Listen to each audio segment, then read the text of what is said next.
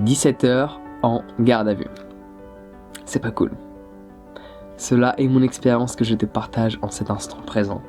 17 heures en garde à vue. Pourquoi ? Pour une histoire de cannabis, pour se faire quelques pièces. Est-ce que cela en vaut la peine ? Tel est le message que je m'apprête à exprimer. Alors il y a un bon nombre d'années de cela, je m'étais mis à distribuer un petit peu de cannabis parce que j'en fumais et je voulais avoir une conso. Je te fais la version courte. Du coup, je me suis mis à distribuer un petit peu de cannabis. Cela a mal tourné.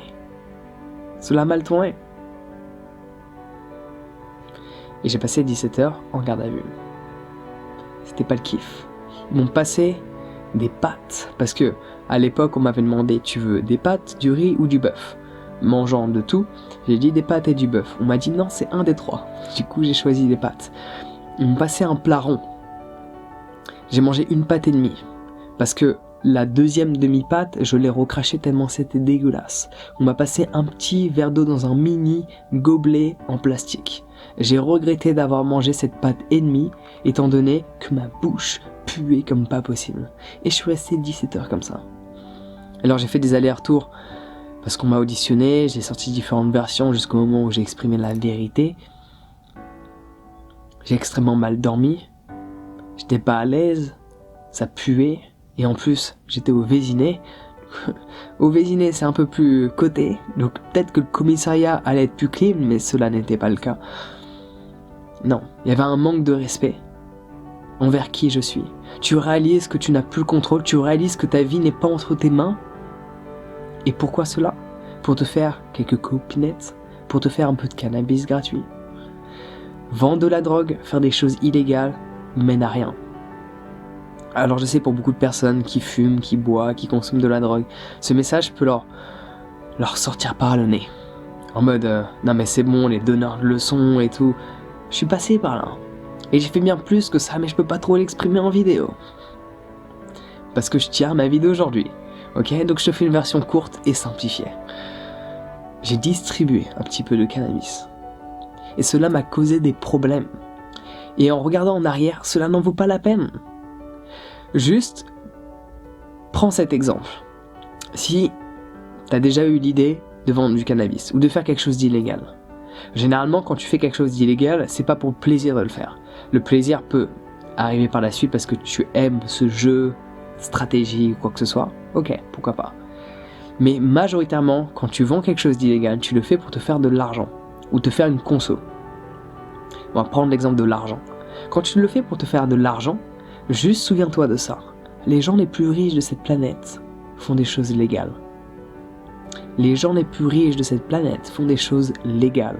Ça veut dire qu'ils font énormément d'argent et ils se baladent dans la rue sans aucune crainte, sans aucune peur, sans aucun stress. Et à l'époque où je distribuais un petit peu de cannabis, c'était pas fun. C'était le stress en permanence. Où sont les flics ? Où est la police ? Oh, ils sont là. Que fais-je ? Je commence à transpirer. Je commence à me réchauffer. C'était la panique en permanence.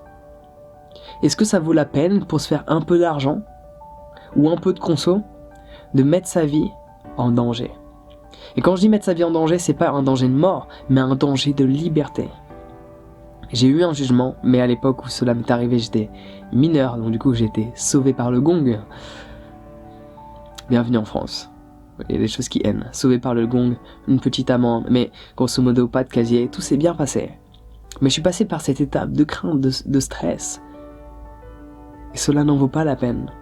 La vie que j'ai aujourd'hui est bien plus riche en sens que celle que j'avais avant. Et pourtant tout ce que je fais c'est légal. Tout ce que je fais a pour but d'aider. Combien d'argent je gagne aujourd'hui ? C'est beaucoup plus que ce que je faisais avant quand je faisais des choses illégales. La différence est, quand je me réveille le matin, je me sens bien. Il y a un sens à ma vie. J'aide les gens. Alors que avant, je pensais uniquement à ma gueule et à me faire de l'argent. Donc, vendre des choses illégales, effectuer des choses illégales, ça n'en vaut pas la peine. T'imagines, on te prend ta liberté juste parce que tu te fais quelques centaines d'euros, quelques milliers d'euros. On te prend ta liberté pendant plusieurs mois ou plusieurs années juste parce que tu t'es fait quelques milliers d'euros. Tu mets pas plus d'importance sur ta vie que ça? Que quelques milliers d'euros? À l'époque, je le réalisais pas. À l'époque, j'étais là en mode non mais tout va bien se passer. Non, tout se passe pas bien. La plupart des gens qui font des choses illégales, si ce n'est pas toutes, voire même chaque personne qui font des choses illégales, des choses illégaux, je sais même plus comment on dit ça, enfin tu m'as compris. On n'est pas là à faire une polémique sur la grammatique.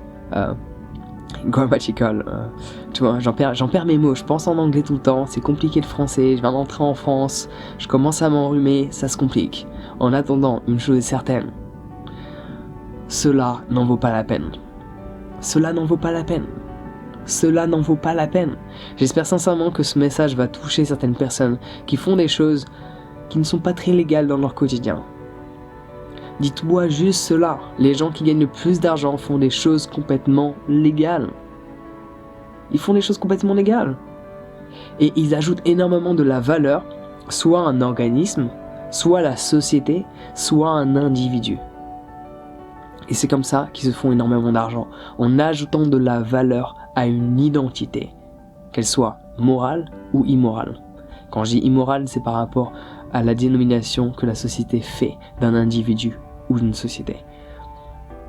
Donc juste ajoute de la valeur sans te préoccuper du retour sur investissement, et à un moment donné, ce retour viendra. Et tu seras beaucoup moins stressé parce que c'est pas fun. Alors peut-être t'as été en garde à vue une fois 1 heure pour X raisons, mais passer 17 heures en garde à vue, puis avoir un procès, avoir un jugement, c'est pas fun. Ta liberté n'est plus entre tes mains. Quelqu'un d'autre décide de ton avenir, alors que tu devrais être le seul juge de ce que ton avenir va être. Donc s'il te plaît, prends mon message en considération. Je suis passé par là, j'ai fait d'autres choses illégales dans d'autres pays, en Californie, je travaille dans les fermes de cannabis. Ça je peux l'exprimer, c'est pas en France. Je travaille dans les fermes de cannabis en Californie. C'était fun. Je me suis fait beaucoup d'argent. Mais les risques étaient présents. Les risques étaient présents. Ils étaient un peu moins présents parce qu'ils ont une carte pour faire pousser du cannabis, mais ils font pousser genre 10 fois plus que ce qu'ils sont autorisés.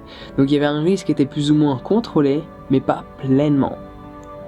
Et avec du recul, je me dis, est-ce que cela en valait la peine? Alors certes, je ne regrette pas cette expérience. Ne regrette jamais une expérience que tu as eue parce que celle-ci t'a permis de devenir qui tu es.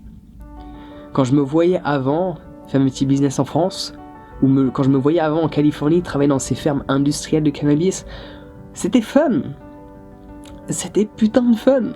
Ok? Les images que j'ai en tête, je suis content de les avoir et de les emporter avec moi. Cependant, avec du recul par rapport à mon expérience de vie, à mon mode de vie, à ce que je vis, à ce que j'expérimente, à ce que je manifeste dans mon quotidien, ces risques n'en valent pas la peine. Prends des risques pour vivre la vie que tu souhaites, mais non pas d'une manière illégale. Parce que là, tu n'as plus le contrôle. Là, tu n'as plus le contrôle. Quand c'est légal, tu as toujours le contrôle. Tu as toujours le contrôle sur ce que tu peux faire. Tu vas pas contrôler forcément les situations, les événements, mais tu as le contrôle de ta manière de réagir. Quand c'est illégal, une fois que tu te fais choper, t'as plus de contrôle. D'autres personnes décident de ta vie et cela n'en vaut pas la peine. Tel est le message que j'avais besoin d'exprimer. J'espère que celui-ci va être reçu et écouté. En attendant, prends soin de toi, passe une bonne journée et à bientôt.